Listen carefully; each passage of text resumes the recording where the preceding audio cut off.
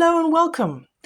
This will be the first video in my attempt to complete the junk journal January.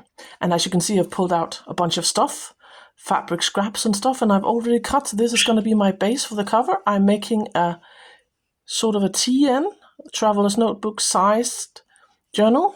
As I've worked previously, I worked in this one. This was my fall journal. And I'm going to make a winter journal because I have decided to make journals that take inspiration in the seasons, because following the seasons and living according to the seasons is very important to me. And if you can hear my budgie, and no doubt you can, I'm sorry, there's no stopping her. She's my rescue budgie, and this is my craft room. It's the only place at the farm where cats are not allowed, so this is the only place she can stay. I have also printed out and torn out some pages, but I won't be using them on this video, but I will show you some of them. So this is my theme, blue, kind of icy blue, printables and wintry pictures, and that's going to be the pages, some of them. But in this video, we're going to concentrate on the cover. And I'm going to make, like, how do you call it, a slashed cover, where you sew layers of fabric on top of your base, and then you sew lines, and then you tear them and wash them, and so it makes it like fray. And I want this to look like a tree trunk, because here in Denmark, the winter is when it's not snowing, and currently there isn't any snow, it's 50 shades of brown outside. Everything is brown. And so I want to make a cover that represents those tree trunks. And I'm going to layer this with these fabric scraps. I don't know if I'm going to use the burlap just now. I'm probably going to use that to make the decorations for my cover later on. I have an image that I want, a focal point that I want to put on my cover, this one. I've covered it with some decoupage varnish to make it more sturdy. I'm going to cut this out and sew it on the cover in the end. So, and this kind of silky fabric will be my inside of the cover. So let's get started. I have cut tiny pieces of brown and green fabric, and I'm gonna put them on this, my base, in a sort of haphazardly pattern. Just lay them down. And on top of these, I've cut these strips of this brown fabric that I hope will fray a lot when I cut it and wash it. I'm going to put that on top, and then we're going to sew lines, curvy, wavy lines that looks like the pattern of a tree trunk. And this is wrinkly on purpose because I could iron it, but I want this to be wrinkly. So we're going to put these down, sort of. And these layers are going to peek through when I cut the top layer. I'm going to put this out in a pattern, and I'm going to be back. As you can see, I've layered these scraps on the base of my cover, and now I'm layering these pieces on top and pinning them down, and then I'm going to take it to my sewing machine, and I'm going to sew a lot of wavy, curvy lines to represent the pattern of the bark. And then I'm gonna do the scary thing and slash it But before we do that, I'm going to take this to the sewing machine, and I've tried to set up a filming sort of situation, but I can't film it. It doesn't show up properly. I don't have the right equipment yet. So I'm just gonna layer this and sew it, and I'll be back and show you the result. I've sewn my cover. As you can see, I've made these wavy lines, and I like that the fabric is all crinkly, because that's, as I mentioned, I want it to look like bark. And now comes the scary part. I have to cut through this layer and the middle layer without actually damaging my base. I'm gonna tear these, and then I'm gonna throw it in the washer and the dryer, and hopefully it's gonna fray. Here's to hoping. So I'm gonna cut this that I just made, and if it ends up in a disaster, you'll never see this video. So if this reaches you, it means I succeeded. So yeah, let's get tearing, shall we? This is scary. So just gonna tear. I don't know what this device is called in English, but this cherry thingy-bob. And you don't need to see me tear this because it's gonna take forever. But as you can see, I want these layers to fray. So let's get working. As you can see, I've torn up my fabric without damaging the back. Yeah, I had some trouble with my sewing machine, but now I already like the way it looks. Well, I think it looks like bark already, but I want it to fray more, so I'm gonna toss it in the washer and in the dryer, and hopefully this will fray a lot. And then it's time to actually mount it on something and make it into a cover. So yeah, here's for hoping that it turns out nice. Several hours have passed. It's now dark outside, so I've turned off the lights, and I hope you can still see. It's not ideal, but here's my cover after it's been washed and tumble dried. And it turned out just the way I wanted it. I think it really looks like, kind of look like bark. I think you can see what I'm trying to do.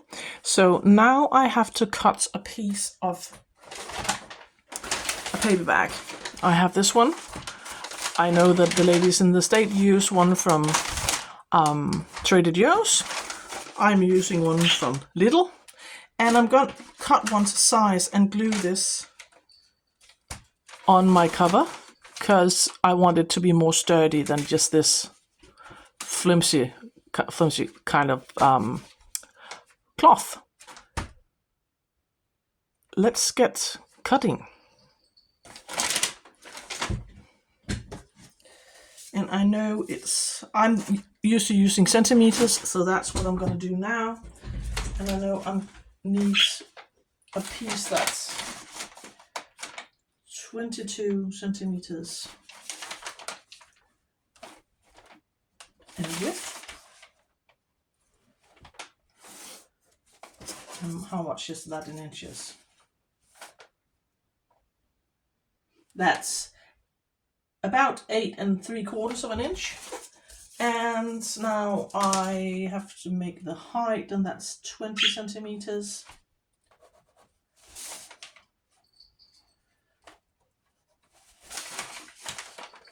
And try not to get my big head in the way.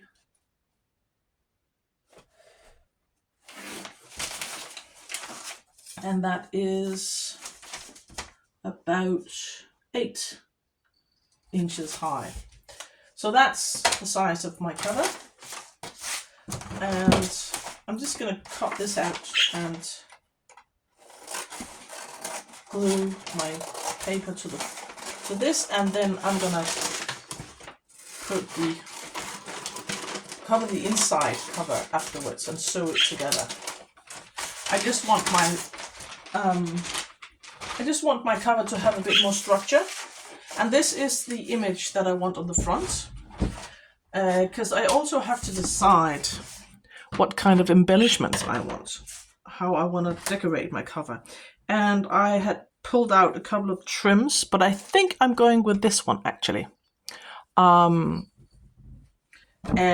sorry, that's the tripod. I think I like that, and I want some kind of closure on this one. I don't have any brown or white trim that I like, but I thought this kind of dark green color would do. But I might just leave it and tie a lace around it in the end, because my journals tend, as you can see, I don't have any ribbons to close this one, and my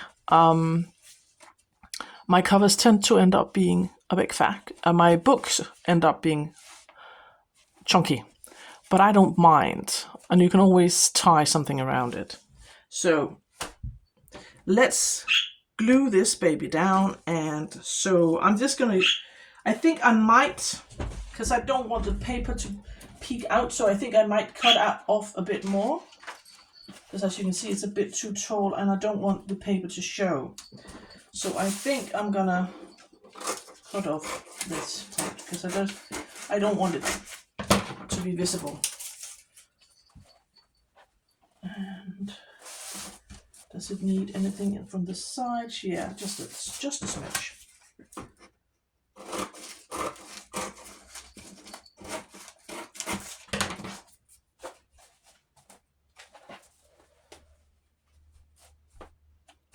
I think that's better. And I will I think I'm just gonna use a bit of glue stick, because I just want it to stick long enough for me to actually sew it to the paper. So, because I'm gonna do some sewing. Also, I'm gonna sew the trim to the cover as well on the spine. So this is just try not to get my big head in the way.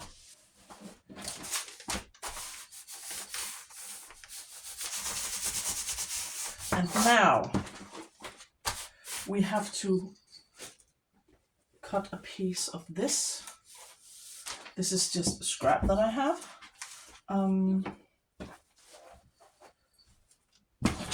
So I'm gonna need my fabric scissors and that here. I don't know if this cares. It doesn't. Of course it doesn't. Why make it easy for myself?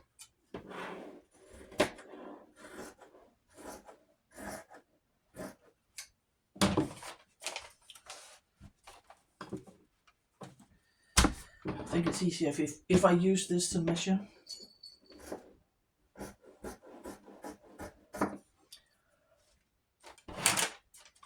And here. No one promised me this would be easy.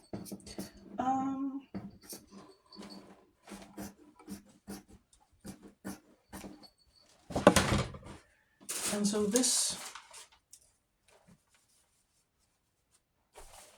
will be glued to the inside cover, and then I'm going to zigzag around the edges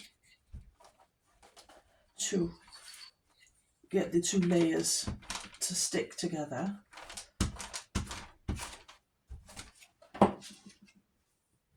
This fabric isn't the easiest to work with because it moves a lot, but I think we can make it work.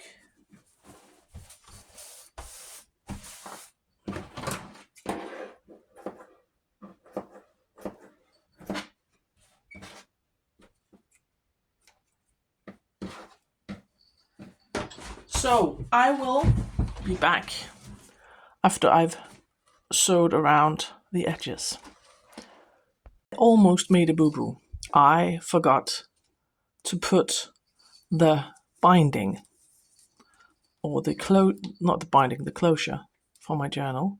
So I have lifted up this inside fabric, and I'm gonna just stick this piece of green silk ribbon on the inside and then glue this back down. I'm just gonna glue it down, put some masking tape on top to make sure it doesn't move, and then I'm going to sew around and it's going to be secure. So I just wanted to show you that I did forget that, and I'm going to fix it. So here's the final cover before we start decorating. The inside, I just went around with the zigzag at the edge and sewed the pieces together, and now we have to decide on what to put on the cover. I want this to run down along the spine of the book, just to break it up and just make, I think that's going to look pretty neat. And then we are going to decide what to do with this chap.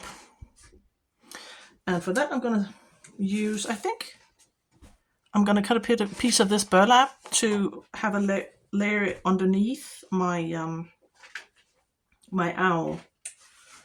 So I think the first thing is to cut this out and then figure out how much burlap I want, and then figure out how to layer this. And I'm gonna put my fabric scissors away so I don't cut my paper.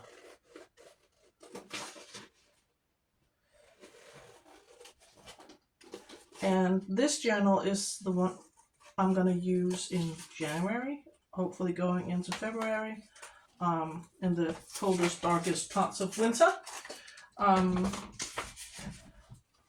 Weather has definitely changed over the last years, so snowfall tends to happen around the beginning of January now, and not earlier. I think I'm just gonna cut, I don't want a lot, but I think I'm just gonna have like a bit of burlap peeking out. So I think about yay much, and probably around here. And we could put this to the side. And maybe to tie in more of that green, I could make a ruffle or something with this green, like silk ribbon. And just so when I sew it, it's not easy to bend because it's kind of stiff. But if we do it like this, I might have like a ruffle coming down the side or something like that. Just to, I think this needs to be a bit more, a bit smaller.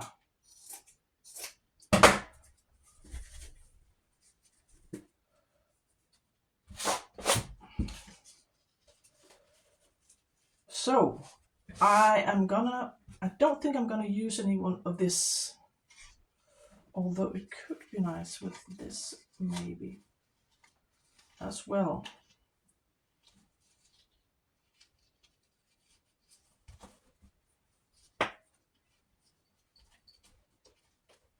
Yeah, why not?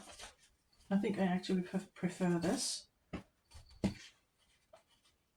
And maybe with a bit of this on the side. Just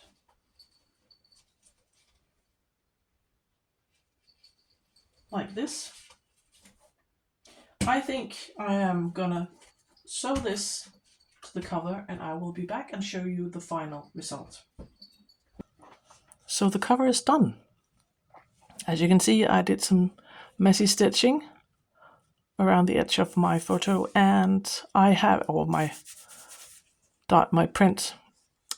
As I mentioned, I covered it with some decoupage, matte decoupage varnish to make it more durable. I've done that with other journals as well. This one is also covered, and I used this for a couple of months, and you can see it held up really nicely.